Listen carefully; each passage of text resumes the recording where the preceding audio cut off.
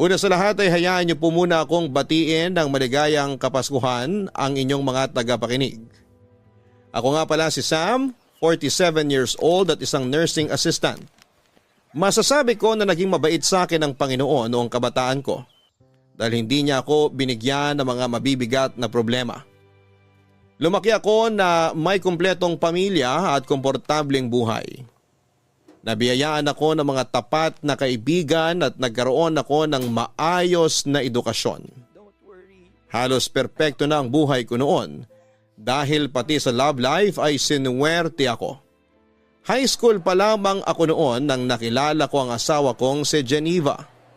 Fourth year high school ako noon samantalang first year high school naman si Geneva noong nagkakilala kaming dalawa. Magkatabi lang noon ang advisory rooms namin sa isang building kaya naman halos araw-araw ko siyang nakikita dati. Unang araw pa lamang ng pasukan ay nahumaling na agad ako sa kanya. Maganda si Geneva, Papa Dudut. Prime and proper siyang tignan. Malinis mula ulo hanggang paa, laging maayos ang buhok nito at walang gusot ang uniform niya at araw-araw na makintab ang kanyang sapatos. Niligawan ko siya, sinagot naman niya ako at isa kami sa mga couple sa school na kilala dahil swak na swak daw kami para sa isa't isa. Para kasing kwento sa mga palabas ang kwento namin. Varsity player ako samantalang school achiever naman si Geneva. Tumagal ang relasyon naming dalawa at isa yon sa mga naging highlight ng high school life ko. Kaso sa kasamaang palad ay naging magulo ang relasyon namin ni Geneva nung pumasok na ako sa college. Mabilis na nag-mature ang perspective ko sa buhay samantalang nagpaiwan naman si Geneva. Nagbago ang standards ko dahil na rin sa bagong environment na pinasukan ko. Sa huli nag-decide kami dalawa na maghiwalay na lamang dahil sa magkaiba naming priority sa buhay. Pero hindi doon natapos ang love story namin, Papa Dudut. Fast forward after 15 years. Muli nagtagpo ang landas naming dalawa ni Geneva habang nakabakasyon ako sa Baguio.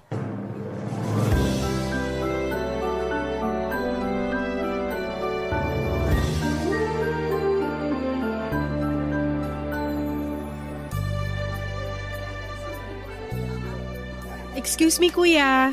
Pwede po ba magpakuha ng picture? Picture? Sure, sige. Teka, Geneva? Oh my gosh! Sam! Ako nga! Uy, kumusta ka na? Okay naman! Heto, office girl na. Grabe, long time no see ah. Tagal na rin pala, no? Nung uli tayong nagkita. Oo nga, high school pa ako nun eh. 10 years nang mahigit. Tama ba? 15 years to be exact. Ang galing! What are the odds na dito pa talaga tayo sa Baguio magkikita? Nakakatuwa nga eh. Kumusta ka na? Mabuti naman ako. Lisensyadong nurse na at gabi-gabing pagod. Ang galing! Saan ka nag-work ngayon? Sa public or private? Sa private ako, nursing assistant. I see. Sino naman kasama mo ngayon? Workmates, tsaka ilang kaibigan. Ikaw, mag-isa ka lang? Actually, kasama ko yung family ko nagbabakasyon. Kaso nasa Burnham Park sila ngayon eh. Gusto raw nilang mag-chill doon. Ako gusto ko mamasyal kaya iniwan ko na lang sila. Nag-solo flight na lang ako kasi sayang yung oras. Marami kaya akong gustong pasyalan dito sa Baguio. Ilang araw ba kayong magsistay dito? 2 days lang. Last day na namin ngayon. Balik na kami sa Manila mamaya. I see. Kami naman, kararating lang namin. 3 days kami rito. Nice!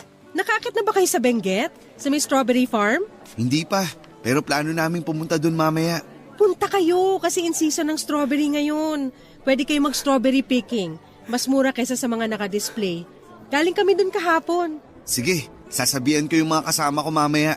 Nasaan pala sila? Bakit mag-isa ka lang ngayon dito? Nandun sila, bumibili ng souvenirs. Nagpaiwan na ako rito kasi ang ganda ng view. Oo nga eh, napaka-peaceful no? Tama, nakaka-relax. Ito yung maganda sa Baguio eh. Ang sarap sigurong manirahan dito. Maganda yung klima, tapos maganda yung environment, ang daming puno. Di ba nga isa to sa mga lugar na gusto mong puntahan noon? Oo, tapos after 15 years bago ko natupad yun. Wait, ngayon ka palang nakapunta rito sa Baguio? Oo, first time ko lang. Kaya nga sinusulit ko na eh. Mag-extend ka na lang kung gusto mo. Sama ka sa amin. Wag na, uy, nakakahiya. Tsaka hindi ko kilala yung mga kasama mo, baka ma-OP pa ako. Isa pa, may work na ako bukas. Sayang naman. Kung nalaman ko lang ng mas maaga na nandito ka pala, kanina pa dapat kita in-invite. Paano mo naman malalaman yun na ilang years na tayong walang contact simula nung maghiwalay tayo? Oo nga no, hindi tayo friends sa Facebook. Hindi. Naging busy na rin kasi tayo sa kanya-kanya nating buhay since then. Tsaka hindi pa uso Facebook noon. Tapos nung sumikat yung Facebook, nawala na yung connection natin. Pero maganda naman yung naging hiwalayan natin, di ba? I mean, pareho tayo nag-decide na di nag-workout yung relasyon natin. Kaya tayo naghiwalay. Oo, busy ka na masyado sa studies mo noon. Samantalang ako, bilang first time makaranas ng puppy love, kinulang sa atensyon. Sa huli, nag-decide tayong tapusin na lang yung relasyon natin kaysa pareho tayong mabaliw. Yeah, ganun na nga yung nangyari. Pero at least, in good terms pa rin tayo kahit papano. Hindi awkward surprisingly. Kaya nga eh, kumbaga, part na lang yun ng history natin. Totoo! So kung hindi ka busy, pa-picture naman ako. O sige, akin na. San ka ba? Dito banda, kunin mo yung view ha. Whole body ba? Ikaw nang bahala. May tiwala naman ako sa'yo. Basta click-click mo na lang tapos magpo-post na lang ako para marami akong pagpilian. Okay, sige. 1, 2, 3. Smile! Pagkatapos ng pagkikita namin yon ay hindi na nawala pa sa isipan ko si Geneva. Wala siyang pinagbago, prime and proper pa rin katulad nung una ko siyang nakita sa unang araw ng pasukan. Hindi ko alam kung bakit pero sa muling pagkikita namin ay parabang may nabuhay sa puso ko noong araw na yon. Pag-uwi sa hotel ay agad kong hinanap ang Facebook ni Geneva at doon ay inisto ko ang profile niya. Mangilan-ilan lang ang pictures niya online. Karamihan ay puro mga shared posts tungkol sa libro, pusa at mga travel destination. Ang pag-i-stalk kong ginawa kay Geneva sa Facebook ay umabot hanggang sa magdamag dahil pati comments at ilang interactions nito ay binasa ko. At isang napansin ko, Papa Dudut. Mukhang hindi pa siya nagka-boyfriend simula noong nagkahiwalay kami. O baka hindi lang siya masyadong ma-post pagdating sa love life niya.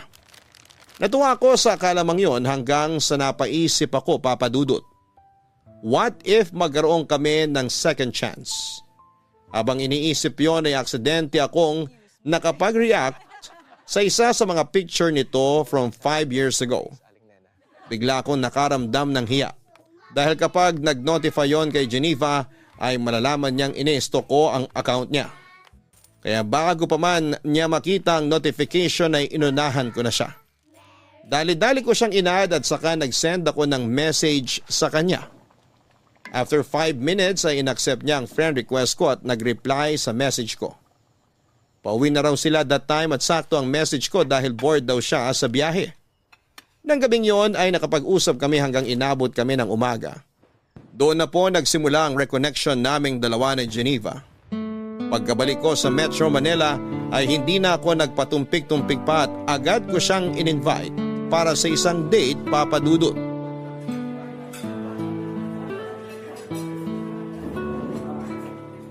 Eto, idagdag mo na sa bill. Wag na, ako na. Total ako naman yung nag-invite for dinner. Hindi, I insist. Hati na lang tayo sa gastos. Pagbigyan mo na ako kahit ngayon lang. Ikaw na lang taya sa sunod. Okay, sige. Bahala ka. Maganda rin yung style mo, ha? Anong ibig mong sabihin? Ganyan ba style mo para makakuha ng second date? Hindi ah. Kung gusto ko ng second date, mag-i-invite ulit ako. Hindi ko nahihintayin na yung babae ang mag-aya ng date. Bakit? Gusto mo ba ng second date? Wala namang kaso sa akin kahit ilang dates pa yan. Single naman ako eh. Ikaw, baka may problema sa'yo. Baka mamaya may girlfriend ka pala dyan tapos nakikipag-date ka pa sa ibang babae. Don't worry, wala akong girlfriend. Bakit naman? Ewan ko, baka napagod na rin ako sa dating scene. Hirap mag-alaga ng relasyon eh, lalo na kung di naman nag-work. Minsan, akala mo compatible kayo ng partner mo. Pero pagtagal, marirealize mo na hindi pala kayo swak. Well, part yun ng pakikipag-date eh. Trial and error, kumbaga. Kung hindi nag-work, wala kayong magagawa. Pero for me, nasa pag-aalaga yan ng dalawang tao. Kung hindi nyo kayang alagaan yung relationship nyo, hindi talaga kayo mag-work. Kaya nga sabi nila, huwag kang pumasok sa relasyon kung hindi ka pa ready. Kasi sa relasyon, give and take yan. Hindi pwede yung isa lang yung nagmamahal. Hindi pwede yung isa lang yung nag-e-effort. Parang pagsasayaw lang din yan. Para magkaroon kayo ng rhythm, kailangan nasa parehong tempo kayo. Parang ang lalim naman ng pinanghuhugutan ng mga sinabi mo. May failed experiences na rin naman ako pagdating dyan. Kaya marami na rin ako natutunan. Heartbreaks make your heart stronger. Sabi nga nila, kailangan mo magkamali para matuto. Kailangan mo masaktan para sa susunod, mas magiging maingat ka na sa mga bagay-bagay. Totoo rin naman. Pero minsan, meron din namang mga pagkakamali na kaya pa ring ayusin di ba? Oo, lahat naman ng pagkakamali pwedeng ayusin. Katulad na lang nung nasa high school tayo. Marami tayong pagkakamali sa relasyon natin nun, kaya hindi nag-work. Bata pa kasi tayo noon. Hindi pa natin alam yung mga ginagawa natin. Pero pwede pa kaya natin yun ayusin? Ayusin? Ano pa nga ayusin natin dun? Matagal na yun. Hindi, I mean, may chance pa ba na, alam mo na, single ka, single ako. So, Nagpaparamdam ka ba ulit? pwede pa ba? Na-try natin ulit? Bakit naman hindi? Katulad nga ng sinabi mo, pareho tayong single. Basta ba itong gagawin natin, sigurado na. Hindi yung susubok tayo ulit tapos kapag hindi nag-work, titigil agad. Ganun yung nangyari sa atin nun eh. Iba na ngayon, Geneva. Nag-mature na tayo. Iba na ang tingin natin sa mundo. Siguro naman hindi na mauulit yung nangyari noon. Tignan natin. Huwag nating madaliin para wala nang pagkakamaling mangyari. Sige, agree naman ako sa sinabi mo. So, since pumayag kang ligawan kita ulit, paano ba yan? Mas mapapadalas na ang date natin. Walang problema sa akin basta share tayo sa gastos, okay lang. Bakit naman? Ayaw mong nililibre ka? Ayoko nung binibaby ako eh. Kaya ko naman ang sarili ko. Ayoko yung mindset na porket babae ako, kailangan ako yung inaalagaan. Wala dapat yan sa gender eh. Lalaki man o babae, dapat inaalagaan talaga. Gusto ko may fair treatment sa relasyon. Dapat na i-reciprocate lahat yung efforts. Wow! Hindi ko yan kakalimutan. Isa sa puso ko yung sinabi mo. Kaya sa susunod na date natin, ako naman magde-decide kung saan at kailan since ako ang magbabayad. Sure, ikaw bahala. Kung ano yung mga bagay na ayaw at gusto mo, sabihin mo lang sa akin. Huwag ka mag-alala. Mas vocal na ako ngayon kaysa noon. Which is a good thing naman. Ano, tara na? Baka matraffic pa tayo sa daan. Sige, ihatid na kita. Thank you. Papadudot willing naman si Geneva na subukan ulit naming buhayin ang dating relasyon namin na hindi nagtagal dahil masyado pa kami mga bata noon. Pareho naman kaming single noong time na yon kaya wala naman sigurong masama kung bubuksan ulit namin ang mga puso namin para sa isa't isa. Sa loob ng 2 buwan ay niligawan ko si Geneva hanggang sa napasagot ko siya sa pangalawang pagkakataon. Maraming pinagkaiba ng naging relasyon namin noong time na yon kumpara noong bata pa lamang kami. Noong nasa high school pa lamang kami ay parang nangangapa pa si Geneva dahil first time lamang niyang magkaroon ng boyfriend. Ako naman dahil bata pa ay hindi rin ako gaanong nagseryoso pagdating sa pag-ibig. Pero that time noong nagkabalikan kami matapos ang mahabang panahon, ay di hamak na mas nag-mature na ang pagtingin namin sa mundo. Wala nang mga mababaw na misunderstanding at kapag nagkakaroon kami ng problema, ay mas malawak na ang pag-iisip at pangunawa naming dalawa. Papadudot si Geneva yung tipo ng tao na mabait sa mabait pero kayang-kaya rin niyang alagaan ng sarili niya. May sarili siyang prinsipyo at kaya niyang ipaglaban ang sarili niya nang hindi nang lalamang ng tao. Sobrang in love ako sa kanya noon kaya hindi ko tuloy maisip kung bakit nagawa ko siyang hiwalayan. Noong mga bata pa lamang kami. Sa mga sumunod na taon ay naging maayos ang relasyon naming dalawa. Nabalance namin ang personal life at buhay pag-ibig.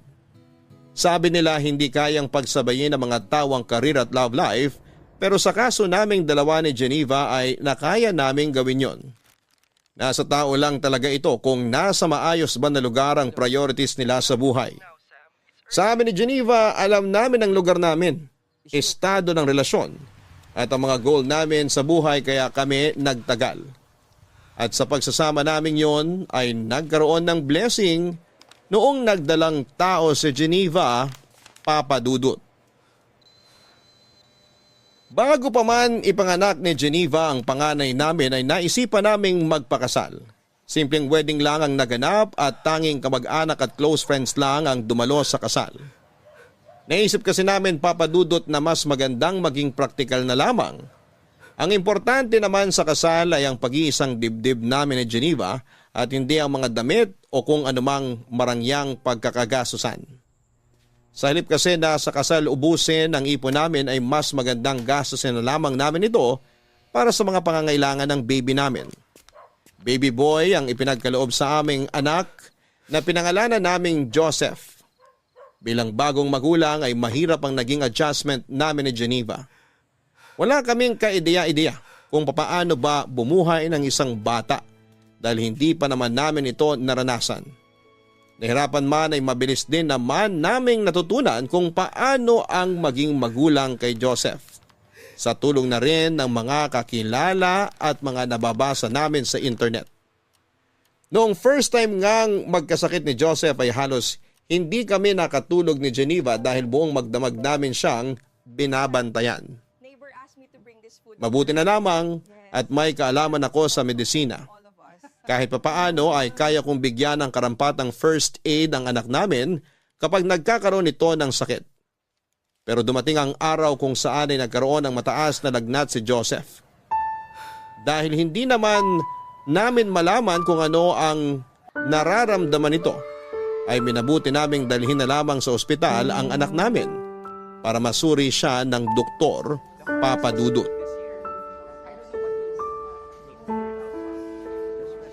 Ilang oras pa kaya bago natin malaman kung ano yung sakit ni Joseph? Maya-maya lang, meron na silang findings. Malalaman ba talaga nila kung anong problema kahit x-ray lang yung kinuha?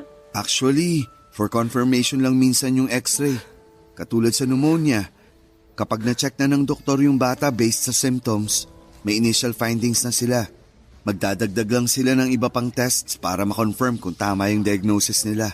Pneumonia kaya yung sakit ni Joseph? Yun din ang hinala ko eh. Pero paano naman mahahawa si Joseph ng sakit kung hindi naman natin siya inilalabas? Nasa bahay lang kami lagi eh. Yan din ang palaisipan sa akin eh. Pero, naaalala mo pa ba last week nung nagpunta tayo kina mama at papa? Nung bumisita tayo sa bahay nyo? Oo, masyadong naaliw yung mga kamag-anak ko dun. Pinagpasapasaan nila si baby. Pwedeng dun siya nahawa ng virus o bakterya. Grabe. Ganun ba kadaling mahawa ang bata? Akala ko ba malakas ang immune system ng mga baby? Malakas ang immune system nila, pero hindi pa rin natin maiiwasang mahawaan siya ng ibang tao. 3 kasi yan eh. Kapag pneumonia ang pinag-uusapan, pwedeng dahil sa virus, sa bacteria o fungal infection. Alin doon ang pinakamalala? Madali lang gamutin ang pneumonia, lalo na kapag nasa early stage pa lang. Kung dahil yan sa virus, gamot lang ang katapat niyan. Sana bumalik na yung doktor. Kanina pa ako nag-aalala eh. Nasa ospital na tayo. Sila na ang bahala kay baby. Magtiwala ka na lang sa kanila. Alam nila ginagawa nila. Ganito pala maging magulang, nakaka-stress. Ngayon, gets na natin kung bakit napaka-overprotective sa atin ng mga magulang natin noon. Oo nga eh. Akala ko noon, OA lang sila. Pero ngayong ako na mismo yung nasa lugar nila, overthink talaga ng malala. Tama nga yung sinasabi nila na gagawin ng magulang ang lahat para sa kapakanan ng kanilang anak. Tsaka lang talaga mababagong perspective mo kapag nagkaanak ka na mismo. Sa susunod, mas maging maingat na lang tayo pagdating kay Joseph. Huwag muna natin siyang iharap sa maraming tao. Lalo na ngayon, ang daming sakit na nagkalat dyan. Mahirap din namang sisihin yung mga kamag-anak mo kasi first time lang din naman nilang makita si Joseph nung nagpunta tayo dun. Oo, gets ko rin naman sila. Hindi ko naman sila sinisisi. Hindi ko lang din kasi inaasahan na mahahawaan siya ng sakit doon. Next time, alam na natin kung anong gagawin. Nangangapa pa tayo kaya hindi talaga maiiwasang magkaroon ng pagkakamali. Hirap talaga kapag may buhay nang nakaasa sa'yo. Nasanay na ako dyan. Marami ng buhay ang inasa sa akin sa ospital Siyempre, nurse ka. Pero iba pa rin kapag buhay na ng kadugo mo yung nakaasa sa'yo Sa inyo, okay lang kahit ano mangyari kasi hindi nyo naman kakilala yung mga inaalagaan yung pasyente. Hindi ganun yun. Hindi porket hindi namin kamag-anak yung mga pasyente namin, hindi na kami apektado. Apektado pa rin kami kasi syempre, tao pa rin yun Tao rin kami. At kapag nagkakaroon kami ng pasyenteng hindi nakakasurvive, mabigat din yun sa dibdib. Pero proud ako sa profession mo. Kayo yung isa sa pinaka-importanting tao sa mundo ngayon dahil kumbaga kayo yung nagbibigay ng second chance sa mga tao lalo na kung life and death situation yung pinag-uusapan. Kaya nga ako pumasok sa medical field dahil dyan Ano kayang update? Mako-confine kaya si Joseph? Tanungin mo na kaya, total kakilala mo naman yung doktor niya. Sige. Ikaw na muna magbantay kay Joseph. Makikibalita lang ako sa labas. Okay, sige.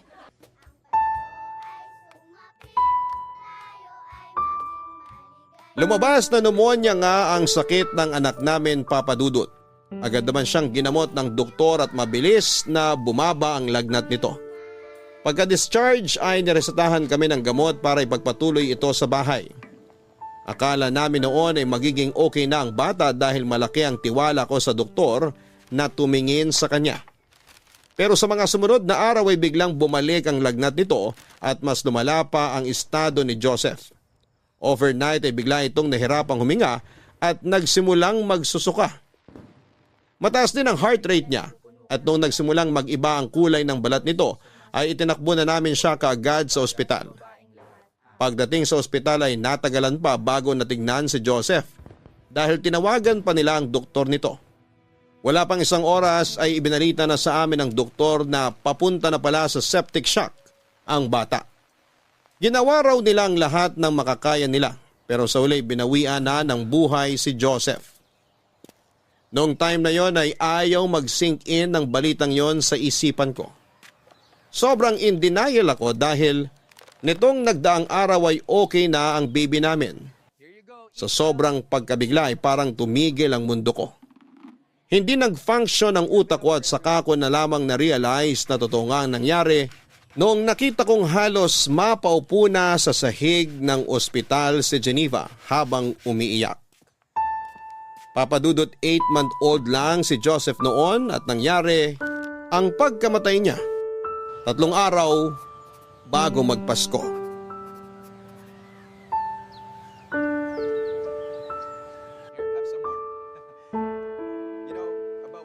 Geneva, okay ka lang? Hindi. Hindi ako okay, Sam. Bukas na ang libing ng anak natin, paano ako magiging okay? Ayaw mo bang magpahinga na muna? Maaga pa tayo bukas. Hindi ako pagod. Buong araw lang naman ako nakaupo rito sa tabi ng kabaong ni Joseph Bakit ko kailangan magpahinga? Baka lang gusto mong magpalit muna tayo ng pwesto. Ako muna magbabantay dyan. Para kung gusto mong mag-unat ng katawan o kumain, maligo, matulog. Ilang araw ka ng puyat Hindi ako aalis dito. Hindi ko iiwan ang anak ko. Geneva. Ano bang gusto mong gawin ko, Sam? Hayaan mo na muna ako rito. Gusto ko pa makasamang anak ko, bakit ba? Concerned lang naman ako sa kalusugan mo Ayoko magkasakit ka. Mas maganda nga yun para mamatay na rin ako. Geneva naman. Ginawa ko naman lahat Naging maingat naman akong ina. Naging maalaga naman ako. Hindi naman ako nagpabaya Oo, alam ko. Naging mabuti kang nanay kay Joseph. Alam ko yun kasi nakita ko mismo kung papaano mo inalagaan ang anak natin. Pero bakit? Bakit wala na siya? Bakit nakahiga na siya sa kabao ngayon? Dapat sinunod ko na lang yung kutob ko. Dapat itinakbo ko na agad siya sa ospital na bumalik yung lagnat niya. Wala kang kasalanan sa nangyari. Hindi mo naman alam Yun nga yung point, Sam. Dahil sa kabobohan ko, namatay ang anak Hindi mo kasalanan yung nangyari, Geneva. Huwag mong sisihin sarili mo. Kung may dapat mang sisihin, ako yun. Ako yung nurse. Inaaral ko yung mga bagay na yan. Tapos, ako yung walang nagawa. Ang hirap lang tanggapin. Alam ko, pero kailangan nating maging matatag. Hayaan mo muna ako magluksa. Hayaan mo muna ako maging mahina dahil sa ngayon wala pa ako sa lugar para maging matapang. Hindi ko pa tanggap. Hindi ko pa tanggap na wala ng anak natin. Hindi naman bawal maging mahina eh.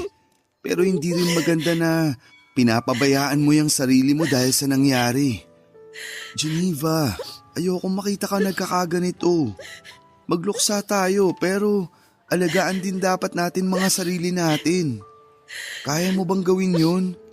Susubukan ko. Anong gusto mong kainin? Sabihin mo sa akin, ipagluluto kita. Kahit ano. Hindi gumagana ang isip ko ngayon.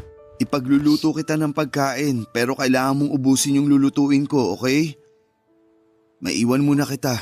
Magluluto lang ako. Sam, Ano yun? pwede bang humingi ng pabor? Anong pabor yun? Pwede bang i-extend muna natin yung burol ni Joseph? Hindi ba pwedeng makasama muna natin siya kahit hanggang sa bagong taon lang? Pero sabi nila mama, bawal daw yun eh. Hindi raw magandang salubungin ng bagong taon na may patay. Wala akong pakialam sa pamahiin na yan. Gusto ko pa makasama si Joseph ng mas mahabang panahon. Titingnan ko kung anong pwedeng gawin. Nakaschedule na rin kasi lahat eh. Please? Susubukan kong kontakin yung simbahan, pati na rin tong chapel. Baka sakaling mapakiusapan ko sila. Salamat. Kakausapin ko sila. At kapag na-extend yung burol, mangako ka sa akin na matutulog at kakain ka on time, okay? Pangako. Okay, sige. Susubukan ko pero hindi ko maipapangako na mapagbibigyan tayo. Lalo na't busy na rin ang mga tao ngayon. Subukan mo lang, please. Huwag kang mag-alala. Gagawin ko ang lahat. Antayin mo ako rito. Dadalang kita ng pagkain mo.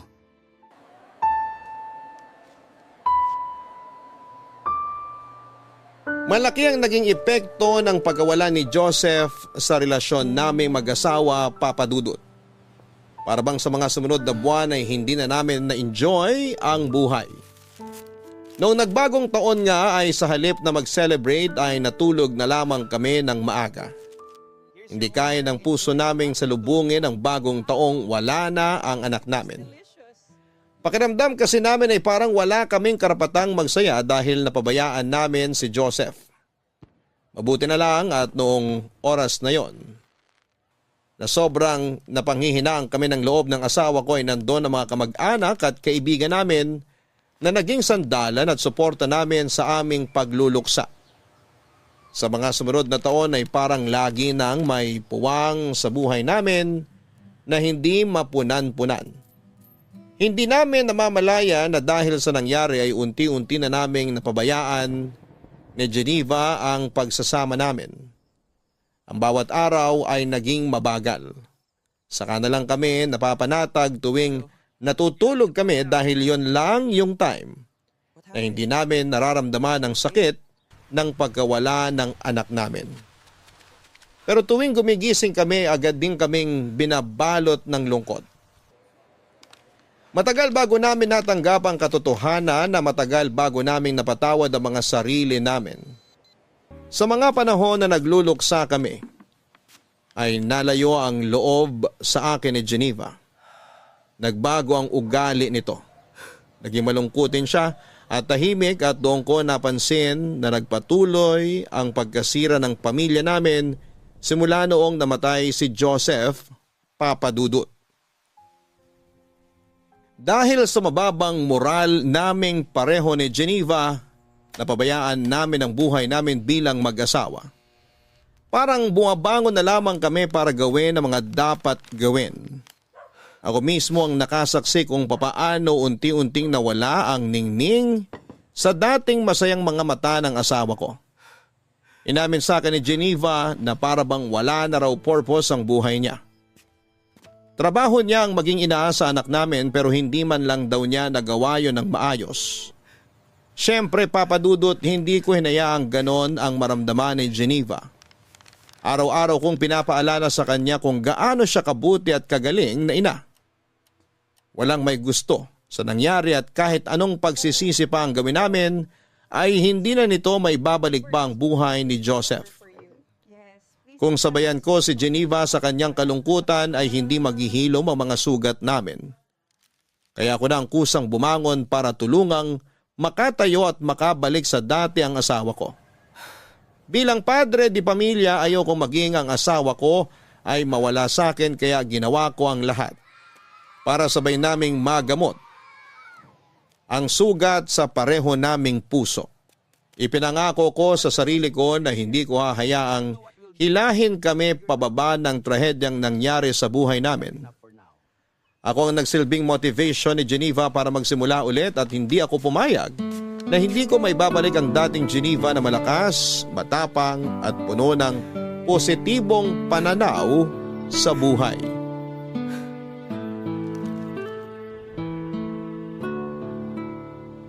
What if lumabas kaya tayo this weekend?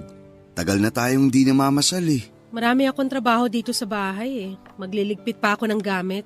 E di sa susunod na weekend, kung kailan hindi ka busy, sabihin mo lang sa akin para makapagpaalam ako sa trabaho. Wag na. Wala pa ako sa mood magsaya ngayon. Tulungan na lang kita. Ano ba yung mga ginagawa mo? Nagliligpit ng ano? Basta. Tapos na akong kumain, maiwan na kita rito ah. Maliligo pa ako. Sandali, tapos ka na? Hindi man lang nabawasan yung pagkain sa pinggan mo ah. Hindi ako masyadong gutom. Wala akong gana. Kahapon yan din ang sinabi mo. Wala nang nutrients na nakukuha yung katawan mo. Kaya lagi kang walang gana sa ibang bagay.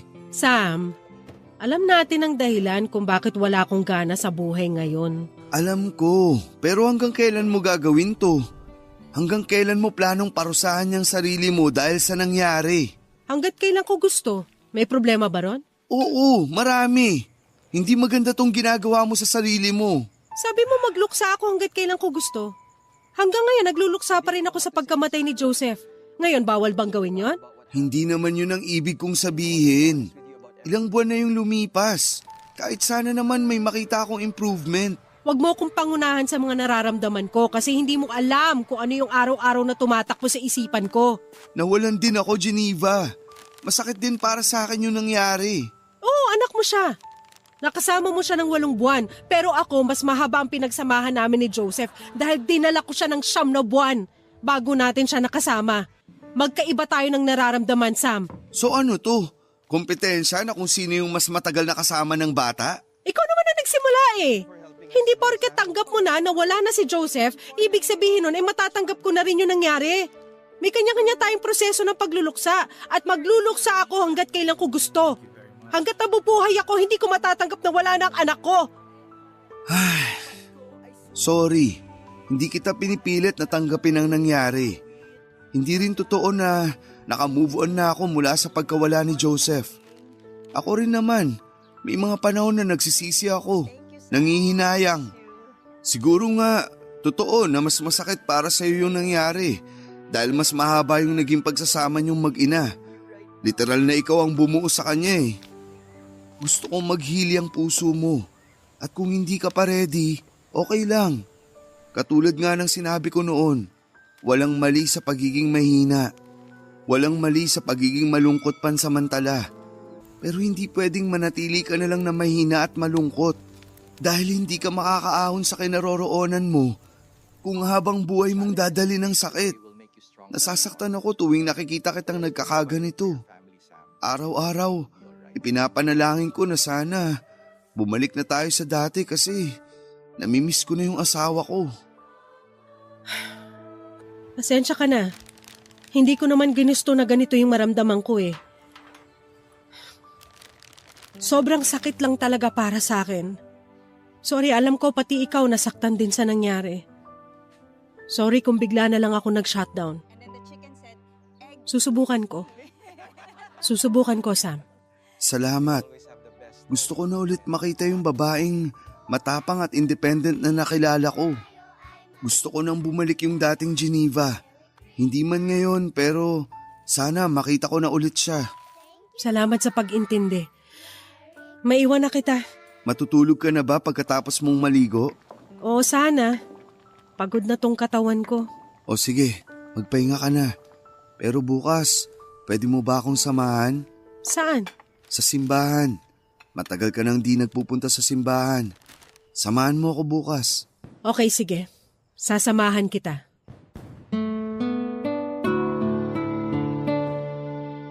Ganun na nga po ang ginawa namin ni Geneva, Papa Dudut. Nagtulungan kami para makabangon mula sa nangyari sa aming pamilya. Pilit naming kinalimutan ang masamang pangyayaring yon sa buhay namin at sinubukan itong ibaon na lamang sa nakaraan sa pamamagitan ng paggawa ng bagong memories.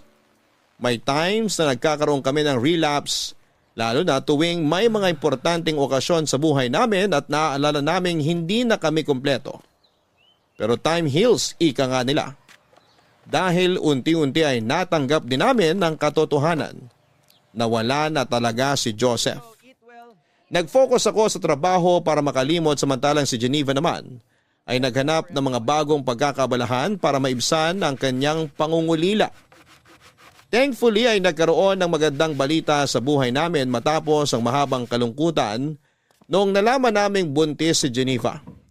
Sobrang saya naming pareho dahil nagkaroon kami ng second chance para maging magulang ulit. That time, babae naman ang naging anak namin, Papa Dudut, at pinangalanan namin itong Lorraine. Sa pagkakataong yon, ay doble-doble na ang ginawa naming pag-iingat para sa pangalawang anak namin.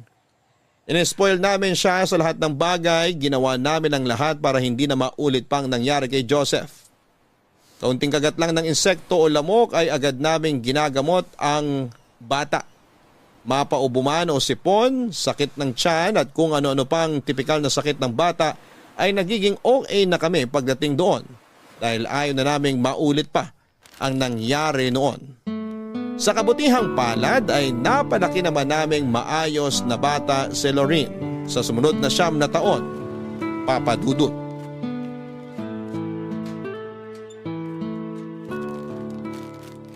Salamat po. Keep the change na lang po. Oh, ayun na yung favorite mong puto bumbong. Salamat, Daddy! Isa lang po binili nyo? Wala po kayong binili para sa inyo ni Mami? Sa susunod na lang. Busog pa ang daddy mo eh. Ako naman pass muna kasi kumain na ako niyan kahapon. Ikaw hindi ka ba nagsasawa dyan? Araw-araw ka nang kumakain yan ah. Mamaya maging kakulay mo na yung puto bongbong. Sige ka. Never po ako magsasawa sa puto bongbong. Ito na po yung best food sa buong mundo. Ay sus, basta talaga simbang gabi. Automatic nang may kasamang puto bumbong no. Kaya nga mas maaga pa tong nagigising kaysa sa atin eh. Puto bongbong lang yata habol mo kaya ka nagsisimbang gabi. Hindi po. Siyempre nagpupunta po ako sa church para mag-pray kay Jesus. Ano namang pinipray mo? Na ano po, sana po maging healthy kayong dalawa ni Mami. Ah, ang sweet naman ng baby ko. Alam mo ba na kapag nakompleto mo raw ang simbang gabi, magagrant yung wish mo ngayong Pasko? Talaga po? Oo. Kaya po siguro hindi natupad yung hiling ko last year kasi hindi natin nakumpleto yung simbang gabi. Teka, hindi ba natin nakumpleto yung last year? Hindi yata. Hindi ko na rin maalala eh. Hindi po natin nakumpleto. Nakasulat po yun sa diary ko, kaya alam ko po yun. Last year po kasi, may work po sa hospital si Daddy. Tapos, puyat ka rin po, Mami. Kaya po hindi tayo nakapunta. Tanda mo pa talaga yun? Opo. Kaya please po, kumpletuhin natin tong simbang gabi ngayon para naman po makahiling po ako sa Pasko. Ano bang hiling mo sa Pasko? Secret po. Baka po hindi magkatotoo eh. Sabihin mo na. Promise ko, kukompletuhin natin ngayon ang simbang gabi para magkatotoo yung wish mo. O sige na nga, sasabihin ko na nga po. Ang hiling ko po ngayong Christmas, sana po magkaroon na ako ng baby brother. Gusto mo pa magkaroon ng kapatid? Opo, palagi ko po yung pinagpe-pray bago ako matulog eh. Ayaw mo bang maging only child? Para ikaw lang ang princess namin? Gusto ko po nang may kalaro ako eh. Ang boring po sa bahay kapag pareho kayong busy ni Mami.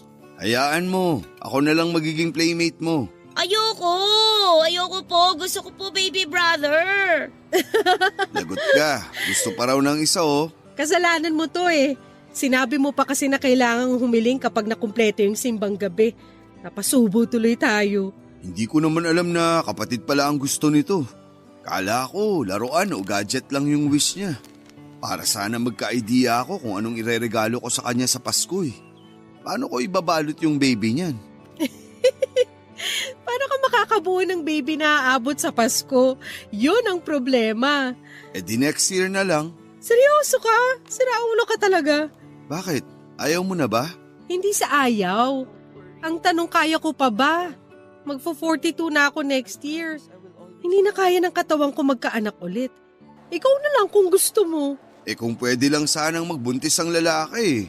Ako na lang yung magbubuntis. Daddy, Mami, naririnig ko po kayo. Okay lang naman po kung hindi na ako pwedeng magkaroon ng kapatid. Bigyan niyo na lang po ako ng tablet. O ayan, narinig mo, humihirit. Tablet daw. Tignan natin kung makakapunta si Santa sa atin ngayong Pasko. Baka bigyan kanya ng tablet. Pwede rin pong papi para naman po meron akong kalaro. Mas maganda nga yun.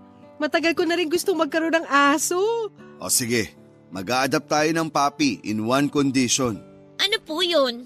Need mong makumpleto ang simbang gabi, okay? Oo naman po! Wala pong problema yon. Basta ba hindi kayo masyadong busy ni Mami eh. Para po may kasama akong pumunta sa church. Yun naman pala eh. No problem yan. O siya, umuwi na tayo. May pasok pa ang daddy mo mamaya.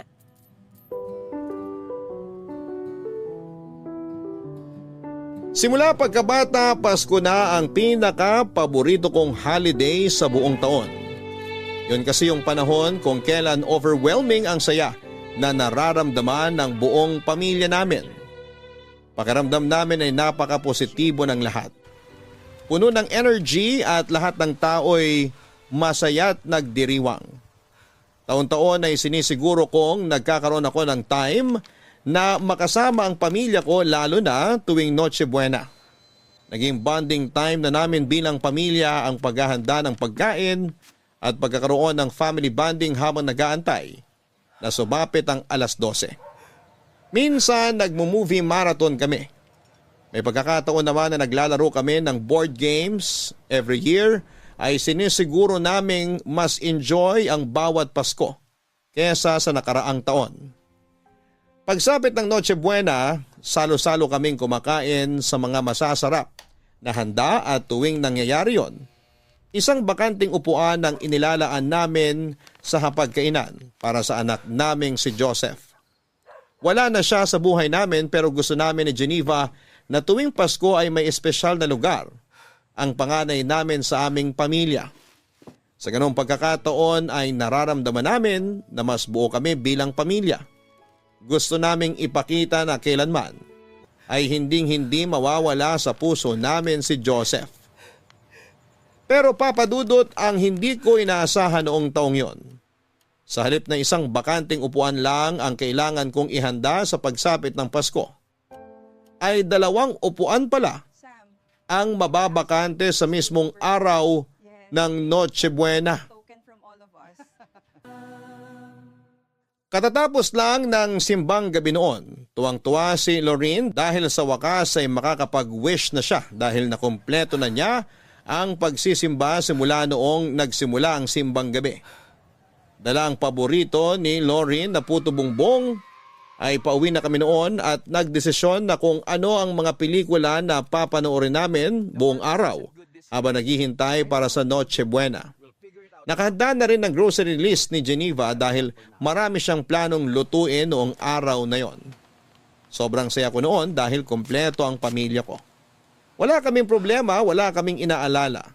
Ang mga regalo namin para sa isa't isa ay nakabalot na at naghihintay na sa bahay. Nakaredy na rin ang mga pailaw na sisindihan namin pagsapit ng hating gabi.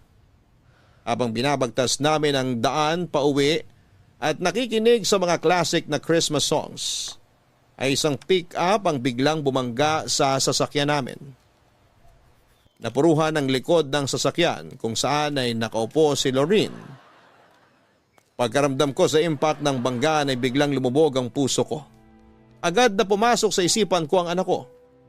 Natakot ako para sa kanya at biglang nanumbalik ang bigat ng puso ko 9 years ago nung nabalitaan kong patay na si Joseph. Ayokong mangyari ulit yon, Papa Dudut, pero yon ang nasa isip ko habang nagpapaikot-ikot ang sasakyan namin. Kahit nahihilo ay agad akong lumabas ng sasakyan para i-check ang anak ko.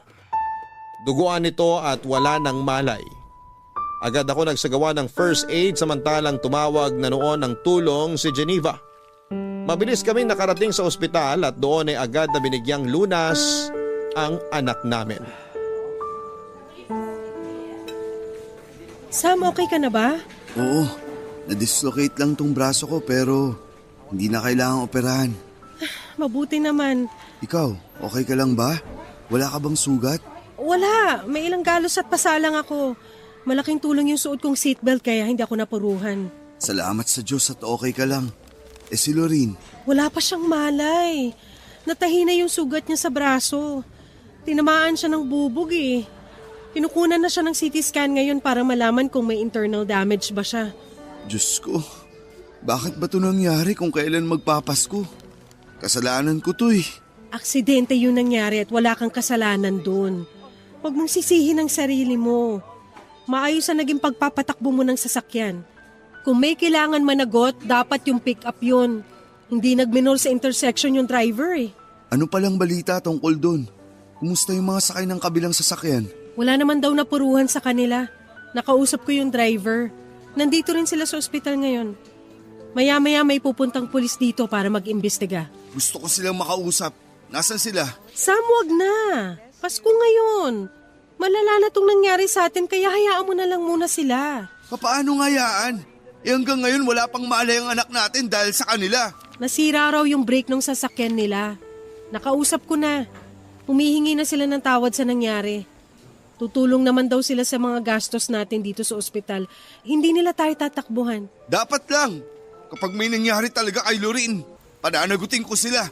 Walang mangyayaring masama kay Lorene. Magtiwala ka lang sa Diyos. Sabihan mo ako kapag nandito na yung mga pulis. Gusto ko magsampa ng kaso sa mga bumangga sa atin. Reckless driving yun. Sam, wag mo na munang isipin yan. Mag-focus na lang muna tayo kay Lorene. Hindi maganda na galit at sama ng loob yung nananaig sa emosyon natin ngayon. Ang kailangan natin, kumalma, okay?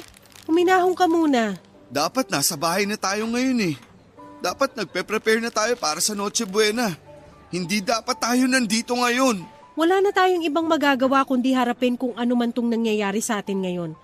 Kapag bumalik na si Lorene, pwede naman nating dalhin yung handa natin dito, di ba? Dito tayo mag-celebrate ng Pasko. Paano tayo makakapag-celebrate kung ganito ang estado natin ngayon?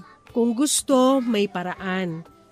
Pwedeng-pwede tayo mag-celebrate kahit ganito ang nangyari sa atin. Pero paano kung may masamang... Huwag mong isipin yan. Walang mangyayaring masama kay Lorene, okay? Makakaligtas siya. Hindi ko kakayanin, Geneva. Kapag mawalan na naman tayo ng anak. Huwag naman sana. Hindi na tayo mawawalan. Hindi ako papayag na mangyari ulit yon. Natuto na tayo sa nangyari dati, di ba? Gawin natin ang lahat para maligtas si Lorene. Magtiwala tayo sa mga gumagamot sa kanya at manalig tayo sa Diyos. Tsaka malaki raw yung naitulong ng first aid na ginawa mo sa kanya kanina eh. Napahinto mo agad yung pagdurugo ng sugat niya eh, kaya hindi siya gaanong nawalan ng dugo. Mabuti naman kung ganun. Natawagan mo na ba sina Mama at Papa? Alam na ba nila yung nangyari? Oo, na-update ko na sila. On the way na raw sila.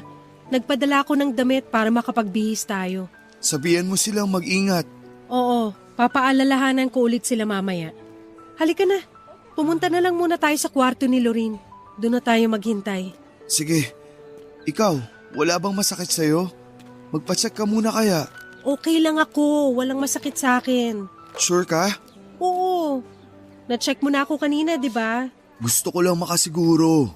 Huwag mo na akong alalahanin. Okay na okay ako. Nang gabing yon ay sa ospital na kami nag-celebrate ng Pasko. Malaki pa rin ang pasasalamat ko dahil kahit sugatan ay kumpleto at safe na ang pamilya ko. Labis-labis ang pasasalamat ko sa Panginoon noon dahil okay ang anak ko. At hindi ito nagkaroon ng internal injury na unang ikinabahala ko, Papa Dudut. Akala ko talaga noon ay mawawalan na naman ako ng anak. Kapag nangyari yon ay hindi ko na talaga kakayanin. At baka mabaliw na lamang ako. Habang nagpapahinga sa ospital ay bigla akong ginising ni Geneva kakatapos lang noon ng kasiyahan matapos mag-celebrate ng Pasko ang lahat. Mag-uumaga na noong sabihan ako ni Geneva na hindi maganda ang pakiramdam niya. Bigla na lang itong nagsusuka. Masakit daw ang ulo niya at nahihilo siya. Saka lang nag-sink in sa akin ang isang realisasyon. Sa sobrang pag-aalala ko kay Lorraine ay hindi ko na-check ang asawa ko pagkatapos ng aksidente. Wala din naman kasi siyang anumang matinding sugat na tinamo maliban sa mga pasa at galos. Sa katunayan ay siya pa ang nagbantay sa amin habang pareho kaming ginagamot ng mga doktor ni Lorraine. Akala ko ay okay lang ang asawa ko.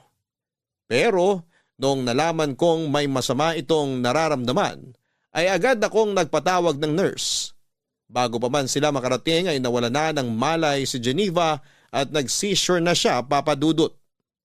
Agad siyang tinignan ng doktor at makaraan ng ilang oras ay dumating sa akin ang balitang wala na ang asawa ko. Nagkaroon daw siya ng internal bleeding sa utak at huli na ang lahat. Ayon sa doktor ay hindi siguro agad naramdaman ni Geneva na may dinadamdam siyang sakit dahil na rin sa adrenaline at sobrang pag-aalala para sa amin ng anak ko. Papa Dudut, muling gumuho ang mundo ko ng araw na yon. Kung kailan Pasko ay muling nalagasan na naman ang pamilya namin, Papa Dudut. Simula noon ay nag-iba na ang tingin ko sa Pasko.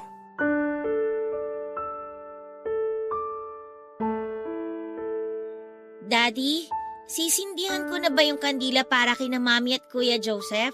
Okay, sindihan mo na. Ipe-prepare ko lang tong Bake Mac.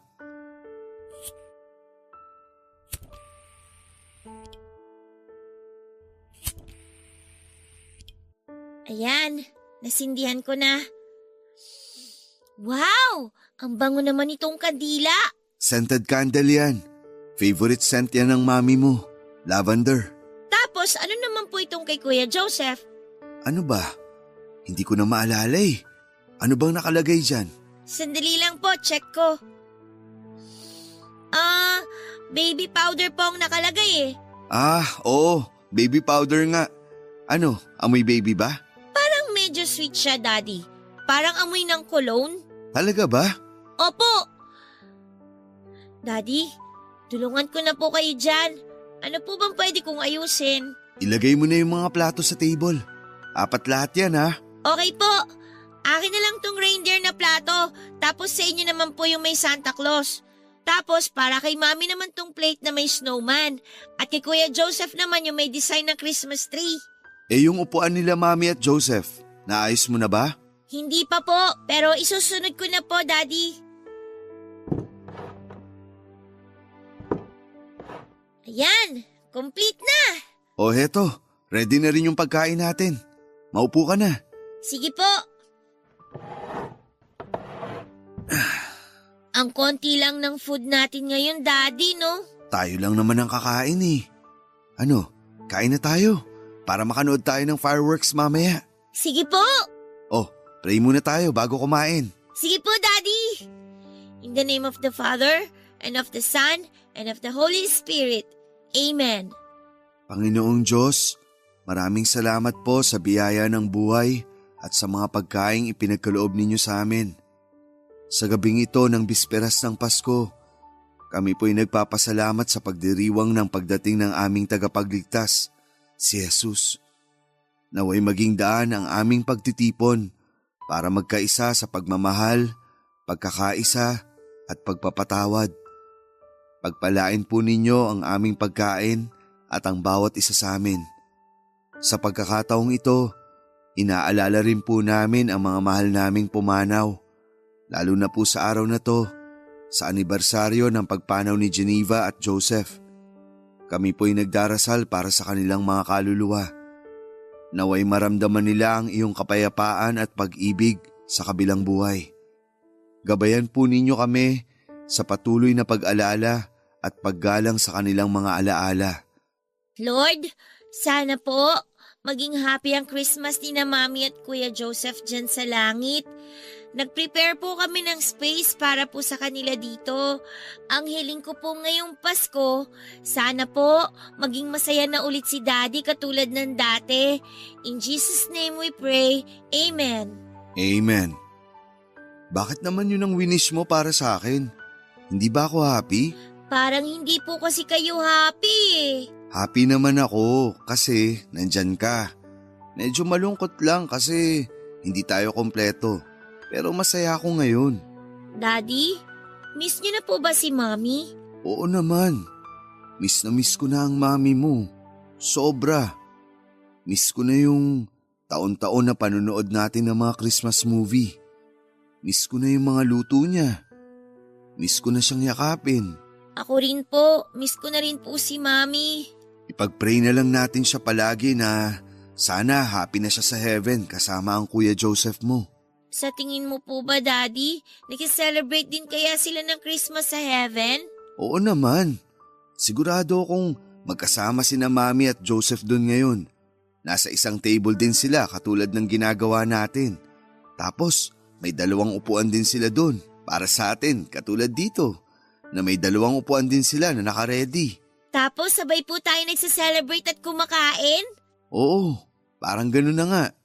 Hindi man tayo magkakasama, pero parang kasama na rin natin silang nagse-celebrate.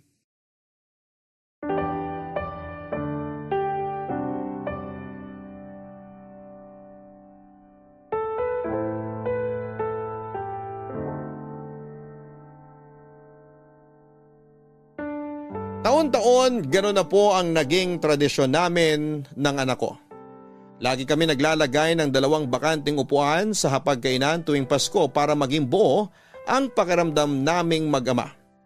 Weird man para sa iba pero yun na rin ang tanging naisip namin para makaiwas sa kalungkutan na maaari naming maramdaman sa pinakaimportanteng araw sa buhay namin.